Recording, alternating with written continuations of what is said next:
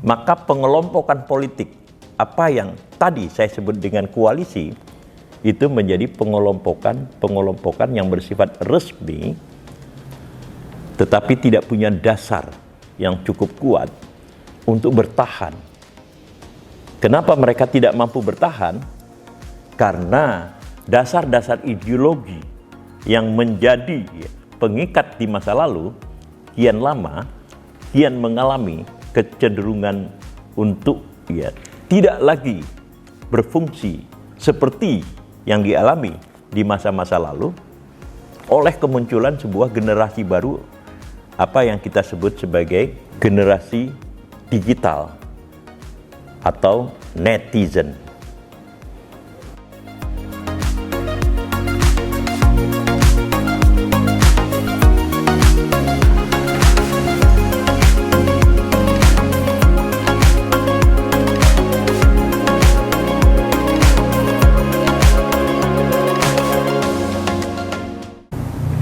Cinta Indonesia, Bangsa dan Demokrasi. Ini buku berjudul Sejarah Mati di Kampung Kami, karya Nezar Patria, yang menggambarkan keadaan Aceh ketika dilanda oleh tsunami pada akhir tahun 2004. Dan saya tidak mampu membacanya secara berkelanjutan karena tidak tahan menanggung beban dari kemampuan Nezar Patria melukiskan situasi yang memang bukan hanya dramatis, tetapi mengingatkan tentang kehancuran kemanusiaan dari akibat tsunami itu. Tapi tentu seperti biasa saya tidak akan melanjutkan cerita tentang buku karya Nezar Patria ini, melainkan melanjutkan apa yang telah saya janjikan sebelumnya tentang proses aliansi dan realiansi politik dari kemunculan teknologi digital yang membuat terjadinya revolusi di dalam proses komunikasi, proses penyebaran informasi, dan salah satunya proses itu berlangsung melalui TikTok. Bagaimana cerita tentang aliansi dan realiansi politik ini? Kita mungkin secara sederhana melihat struktur politik, bahwa struktur politik itu terdiri dari jaringan dan interaksi antar aktor-aktor politik. Ada negara, ada partai-partai politik, ada aktor-aktor pribadi politik, lalu kemudian ada massa yang mendukung. Di dalam proses atau di dalam struktur konvensional yang semacam ini, maka kontestasi yang berlangsung di dalam struktur politik yang semacam itu bukan hanya terjadi antar partai, melainkan juga partai dengan pemerintah dalam situasi politik tertentu. Maka aliansi dan realiansi politik itu bisa berlangsung dengan usaha masing-masing aktor itu, baik aktor institusional seperti negara dan partai-partai politik, maupun aktor individual, yaitu tokoh-tokoh yang memegang dan mempunyai pengaruh politik, itu saling membagi peran di antara mereka satu sama lain, atau saling berkontestasi, tetapi dengan membangun apa yang kini kita sebut sebagai koalisi. Jadi koalisi yang terbangun itu pada dasarnya adalah sebuah usaha untuk melanggengkan sistem politik itu sendiri, tetapi di atas segala-galanya untuk melanggengkan kekuasaan atau kekuatan kontrol yang dimiliki oleh kelompok-kelompok tertentu. Sekali lagi, kelompok-kelompok tertentu itu yang saya maksudkan itu adalah gabungan dari tokoh-tokoh individual maupun institusi-institusi politik itu sendiri. Nah, sekarang kalau kita mau membuat lebih ringkas, maka pengelompokan atau koalisi politik yang kita sebut sebagai aliansi itu tadi, itu berlangsung ya, terutama di masa akhir pemerintahan Presiden Jokowi yang kedua ini, itu berlangsung antara politik ya, partai-partai politik tertentu, tokoh-tokoh politik tertentu, massa ya, atau kelompok-kelompok politik yang tidak dilembagakan ya, yang tertentu juga dengan negara di satu pihak, lalu kemudian muncul ya kekuatan-kekuatan di luar kelompok utama yang untuk gampangnya kita sebut sebagai kelompok oposisi. Kelompok oposisi ini secara sederhana kita sebut sebagai kelompok yang tidak dimasukkan ke dalam kelompok utama di dalam pemerintahan, tetapi juga pada saat yang sama bisa juga kelompok yang menyempal dari kelompok utama. Jadi kalau kita lihat ya, untuk sementara ini misalnya Partai Nasdem maupun Partai Kebangkitan Bangsa di bawah kepemimpinan Muhaimin Iskandar itu adalah ya, mantan dari anggota kelompok utama yang kemudian memisahkan diri, sehingga secara tidak resmi disebut sebagai kelompok oposisi gitu. Tapi pertanyaannya adalah apakah ya pengelompokan yang semacam ini itu berjalan efektif di tengah perubahan struktur. Yang saya maksudkan dengan perubahan struktur ini adalah bahwa diseminasi ya, informasi yang menimbulkan loyalitas tertentu di tengah-tengah masyarakat itu tidak lagi ditentukan oleh wujud ya, loyalitas atau kesetiaan seperti yang kita lihat 10 tahun yang lalu atau mungkin 5 tahun yang lalu. Politik yang berlangsung sekarang ini menjadi jauh lebih cair. Nah, kenapa itu cair? Di bagian pertama telah saya sebutkan kemunculan ya, media sosial berbasis ya, digitalisasi, di mana proses pembentukan dan perumusan ya, gagasan-gagasan, kecenderungan-kecenderungan politik, dan di atas segala-galanya loyalitas politik itu tidak lagi tergantung kepada rumusan-rumusan lama, atau seperti yang sering saya katakan di dalam konten-konten sebelumnya yang bersifat ideologis, yaitu ideologi-ideologi yang dirumuskan di masa lalu. Bisa kita katakan di masa awal kemerdekaan, lalu kemudian semakin berkembang 1950-an, 60-an, 70-an, sampai dengan lahirnya Orde Baru, di mana proses deideologisasi itu berlangsung lebih cepat gitu. Akan tetapi ya, di tengah-tengah proses deideologisasi yang dilaksanakan oleh pemerintah Orde Baru itu ya sumber-sumber ya tertentu, kelompok-kelompok masyarakat tertentu itu masih mempertahankan ideologi mereka, dan itu terbukti ketika kekuasaan rejim Orde Baru rontok pada 1998, gagasan-gagasan lama yang sebelumnya tidak bisa muncul itu muncul kembali. Nah, gagasan atau yang dirumuskan dalam bentuk ideologi itulah yang menjadi pengikat dari kesetiaan, pengikat dari loyalitas yang ada gitu. Nah, sekarang dengan proses digitalisasi yang berlangsung secara sangat cepat, yang berkembang sekarang ini, partai-partai politik, terutama ya partai-partai politik dan pengelompokan politik itu tidak lagi ditentukan ya semata-mata karena ya kesamaan ideologis, tetapi kemampuan untuk mempengaruhi Saya ulangi, kemampuan untuk mempengaruhi. Nah, kemampuan untuk mempengaruhi inilah antara lain yang dengan sangat berhasil dilakukan oleh Presiden Jokowi. Presiden Jokowi dengan memanfaatkan teknologi digital itu telah memindahkan kesetiaan yang sebelumnya bersifat ideologis kepada kesetiaan populer.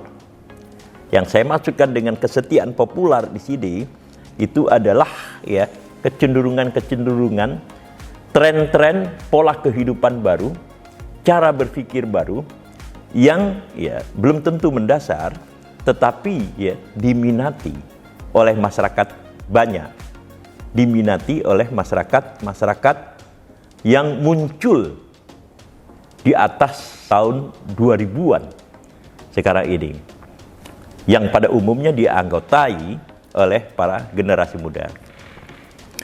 Nah, di dalam konteks ya politik yang mencair, di mana loyalitas lama itu mulai mengendur, maka peranan sosial media menjadi sangat penting. Di sini TikTok menjadi sarana yang paling penting. Kenapa dianggap penting?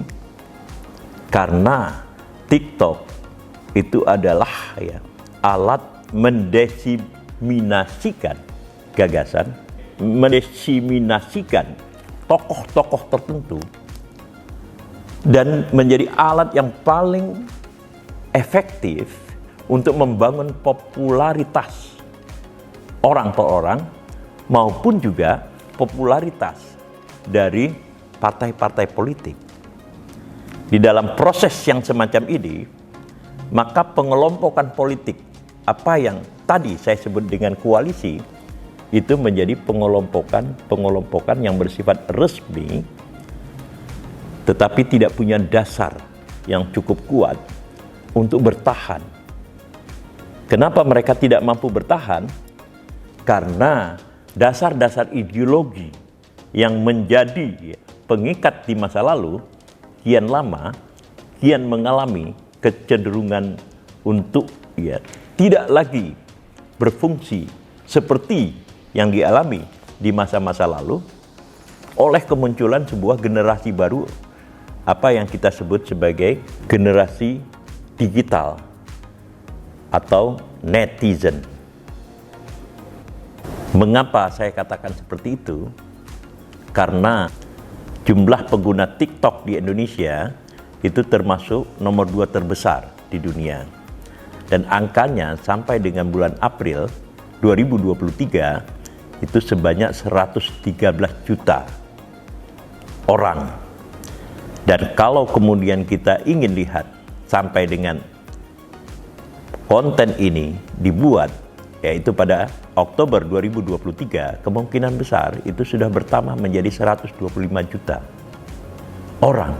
Nah, di dalam situasi inilah kami dari kelompok Kolom Fakhri Ali ingin mempergunakan atau memperkenalkan frasa apa yang disebut dengan politiktok, yaitu sebuah aksi-aksi politik, sebuah proses-proses politik yang terasa kurang tanpa melibatkan para tokoh-tokoh yang berada di belakang perumus gagasan dengan menggunakan media sosial TikTok.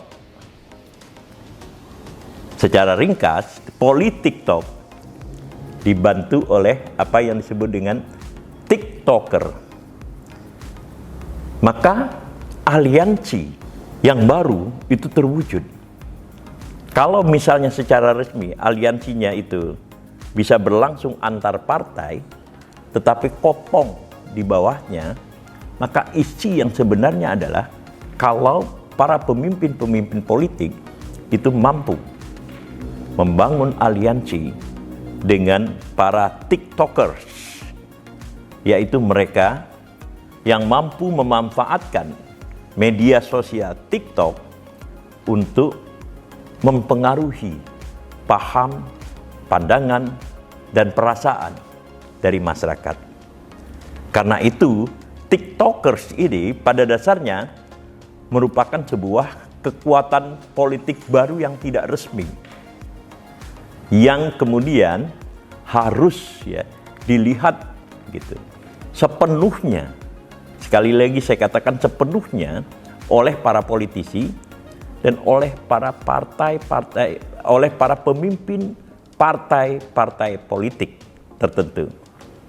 Disinilah yang saya maksudkan dengan aliansi baru, di mana aliansi sebelumnya itu adalah antara partai dengan massa yang diikat oleh kesamaan pandangan ideologis, maka aliansi baru sekarang ini itu adalah antara politisi, pemimpin partai-partai politik dengan para TikTokers gitu. Ada satu pertanyaan yang menarik yang ingin saya katakan di sini.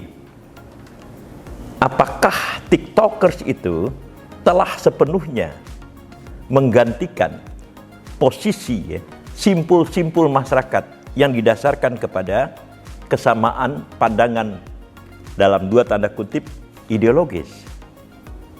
Untuk sementara saya ingin menjawab tidak. Kenapa?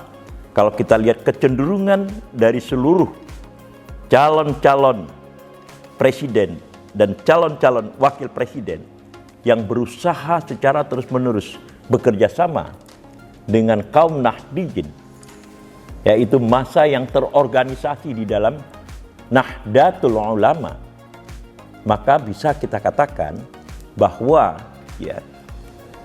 pola aliansi lama yang didasarkan kepada sistem gagasan yang dalam dua tanda kutip saya katakan tadi bersifat ideologis itu masih relatif bertahan. Kenapa masih relatif bertahan? Karena untuk sementara ini satu-satunya paham yang mendekati sifat ideologis yang hingga kini masih tetap hidup itu adalah perasaan yang dibangun oleh kesamaan pandangan dari kaum Nahdlatul Ulama. Apa yang ingin kita sebut dengan kaum Nahdlatul Ulama ini akan terlalu panjang untuk dilukiskan di sini. Akan tetapi bisalah kita sebut bahwa mereka itu adalah kalangan-kalangan yang direproduksikan oleh dunia pesantren, lalu kemudian secara organisasional itu diayomi oleh Nahdlatul Ulama atau yang disingkat NU. Jadi di dalam konteks ini aliansi-aliansi lama antara masyarakat dengan partai-partai politik, antara masyarakat dengan negara, antara satu kelas dengan kelas lainnya itu sudah mulai berubah akibat munculnya teknologi digital yang membuat perubahan revolusioner bukan hanya terhadap diseminasi informasi, melainkan juga terhadap popularitas dari sebuah masyarakat, dari kelompok-kelompok politik dan tokoh-tokoh politik tertentu. Di dalam konteks inilah kita melihat dua kelompok utama. Yang satu adalah the newcomer, yaitu TikTokers. Yang kedua adalah kekuatan lama yang mungkin akan melakukan pembaharuan dirinya sendiri di dalam konteks kemampuan memanfaatkan teknologi digital, yaitu kaum ulama yang bernaung di dalam Nahdlatul Ulama. Aliansi-aliansi ini itu tidak kita lihat 10 tahun yang lalu. Kita baru melihat aliansi ini terjadi di dalam pemilu 2019 ketika Presiden Jokowi memilih Profesor Kiai Ma'ruf Amin menjadi calon wakil presidennya. Melalui Ma'ruf Amin, Jokowi kemudian mampu menjangkau massa kaum Nahdliyin yang tersebar di seluruh Indonesia, terutama di wilayah Jawa, Jawa Tengah, dan Jawa Timur. Tetapi pada saat yang sama, Presiden Jokowi mulai memanfaatkan teknologi informasi baru dengan merangkum tokoh-tokoh populer di dalam dunia netizen. Di dalam pemilu 2024 ini, kita akan melihat bahwa bahkan situasi-situasi politik, aliansi-aliansi politik yang terbangun pada 2019 itu tidak akan lagi bisa bertahan ya secara maksimal seperti yang terjadi di masa lalu, melainkan mulai berubah di mana peranan TikTokers mulai mengambil porsi yang lebih besar daripada yang terjadi pada tahun 2019. Satu-satunya yang masih bertahan dari aliansi lama itu, kelompok yang di mana orang melakukan aliansi atau persekutuan, itu adalah para ulama yang bersemayam di pesantren-pesantren. Inilah kecenderungan baru yang kita lihat dari kemunculan teknologi digital yang 10 tahun lalu tidak bisa kita bayangkan. Dan kita akan melihat bagaimana gerak bantu, bagaimana telah terjadi ya semacam ya disfungsional dari partai-partai politik itu tanpa mereka membangun aliansi dengan TikTokers dan para ulama lainnya.